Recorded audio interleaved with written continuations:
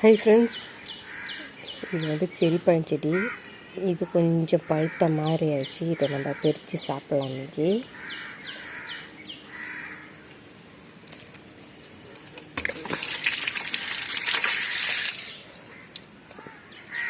Friends, இது அப்படியே ஒரு மாதிரி ஜாம் மாதிரியே இருக்குது ஃப்ரெண்ட்ஸ் சாப்பிட்றதுக்கு. இந்த காம்பு பிக்கிறதுக்கு அவ்வளோ டேட்டாக இருக்குது, பிக்கவே முடியல.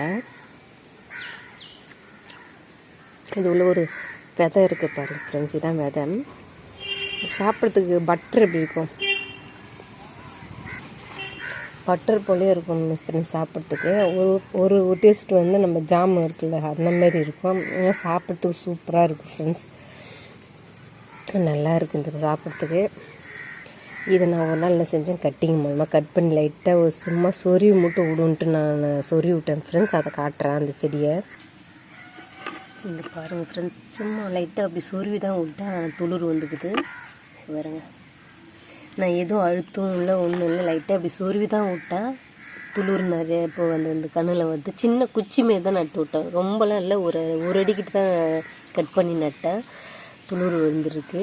செரிப்பழோட செடி.